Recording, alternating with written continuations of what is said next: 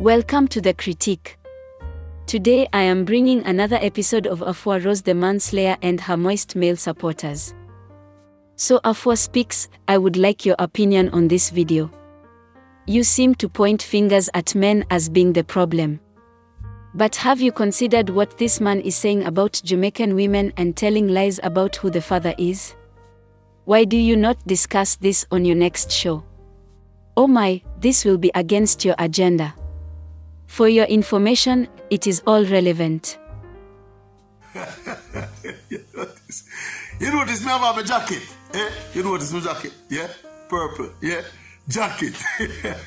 you so see the significance of my wearing my loud jacket today. I wear it proud, yeah? Loud and proud in my jacket, yeah? Alright, now we start off this session by saying that, look, you don't know, say, people, well, I'm going to tell you now, Jamaican women, I love Jamaican women, yeah? They are loving, they are nurturing, they are absolutely caring, all the positive and good things you want in women, you can find them in Jamaican women. No. Having said all of that now, yeah, I want to share some information with you, see? And then after that, we come to a conclusion. Did you know that Jamaican women, in terms of paternity fraud, see, Jamaican women rank amongst the highest in the world. In fact, I'm going to go further than that. Jamaican women are ranked the highest in terms of giving man jacket. Yes. I read 2 anthropological studies, right? One of them was about 4 or 5 years old, but I read this recently. And it suggested, in fact, the data is suggesting that almost 1 in 3 Jamaicans a jacket. Yeah, almost 1 in 3 Jamaicans a jacket, right? And I read another one now, which was a more recently published one now, that has the figure closer to 1 in, well, what the wording actually said is that 1 in every 4, 25% of all Jamaican fathers wear at least 1 jacket.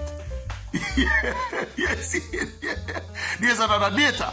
There's a data regarding the disputed paternity of children. Generally, the disputed paternity is a specific cohort. People who have reason for doubt whether the child is for them or not. Right? That cohort. Around the world, the percentage of cases that are fraudulent, see it, is 50%. That are the worldwide rate. Right? In Jamaica, see it? It is 70%. Make me call a spade. You know what that means? Yeah?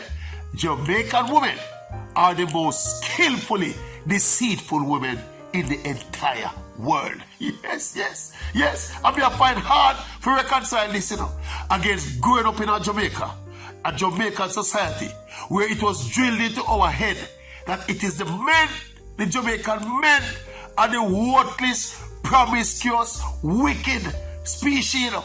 The Jamaican men, you know. This is what we hear all our lives growing up, you know. How Jamaican man worthless, and how we wild, and we have no woman, and we have no responsibility, and with this and with that. Yeah? But what this data is basically turning the tables, you know. Eh? This piece of data, you know. And look, we're not going around it. It has a big part to it. A big part of it is about socialization. Of course, how we socialize in modern society is that men are treated differently as it relates to promiscuity. Yeah, men almost are taught to celebrate promiscuity as part of them manliness and masculinity, and you know, the macho image of you have enough girl and girl in a bungle and that kind of thing. But women, on the other hand now, are taught to be monogamous and have one partner and be faithful all of them life and all of that. But we know, based on this data now, is also proving that the propensity for deceit is no more in a man than it is in a woman. In fact, it is much more based on this data. In the Jamaican woman, that propensity is higher in the Jamaican woman than in the Jamaican man. Yeah? So, it's a struggle. And look, this is a conversation where most Jamaican women don't want to have, you know. I brought it up to a couple of my prominent colleagues in the media, kind of trying to, you know, force a discussion, a wider discussion, a national discussion. No, so them sweep it under the carpet, dash it away. Them hear me and them shake them head and them laugh, but the argument dead right there, so. Right there, so. No discussion them no want about it. Them close ranks. Yes, yes. And look, it's a serious thing. And look here, we can't go into the reasons for it. You know. I suppose there are sociological reasons and sometimes economic reasons why all of this happened. We can't get into all of that, but I don't think we need to. See, I think the salient thing is that we have been deceived for almost an entire generation based on what is happening now, based on who are the deceitful and cheating species amongst men and women, especially here in Jamaica. Yes, we top the list. We are the top. We are the top. Look here, the data I already know. We are so far ahead, you know. There are some other nations that were mentioned in the top list, right? Nigeria, I think UK, USA, Canada, Jamaica, top them all. Top them all. We have the most deceitful women in the world. And nobody know want to talk about it. Nobody know want to talk about it, you know. It is the wickedest thing. Yeah, right now, me I try to reconcile all I've been taught growing up about the Jamaican male species. My very father, which were some of these things now, cause you to look at your parents differently, you know. Like you view your mother different from you view your father. It's almost like coming up now, you always had this view of your mother as the angelic species, right? And as it relates to your father now, you have your father as this person that you ought not to be trusted. That is the stereotype them give it of the Jamaican male, you know. Growing up, you know, me I talk for myself growing up, you know. Only you can imagine the shock now when we are experienced now, learning that this data out there that is verifying that it is not so, and it is indeed the woman, the Jamaican woman, that are the queens of the scene. Yes, 1 in 3 Jamaicans. All right, call it 1 in 4. 1 in 4 Jamaican fathers are wear a jacket. No, sir. No, sir. Most of these cases are found out and confirmed during the filing process to go to the United States. Because you know it's a common thing that in Jamaica, a lot of families, members in America file for their loved ones in Jamaica. And what happened, that part of that process, an integral part of that process, a compulsory part of that process, is a DNA to verify the actual paternity of the children. And that's most of the man them get them heartbreak. Yeah, there's a notorious case in Jamaica of this man that married to this lady. Yeah, 5 children. No, I think 6 children. 6 children. And 5 out of the 6 a jacket. 5 out of the 6 a jacket. The irony about that one is that you know, is that the man says still love the woman and he wants to get married to her. And he's loyal to her. That's the irony about that one. I personally know a brethren. See it? He's a big man. See it? He has 2 children by his wife.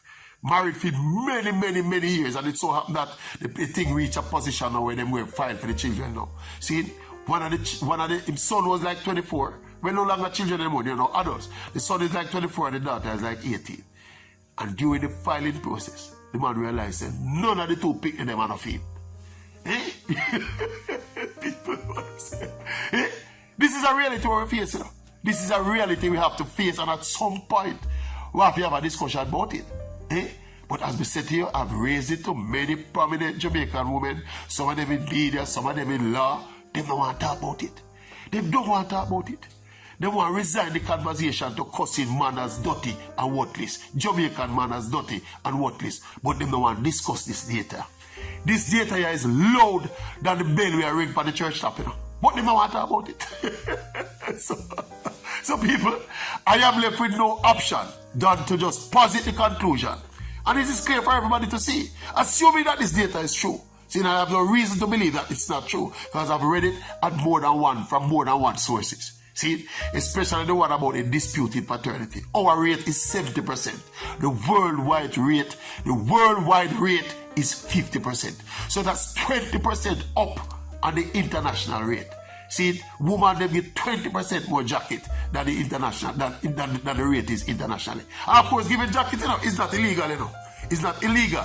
So it's a matter of probably morality and all of that we're talking about, and trust and all of that. But it is startling.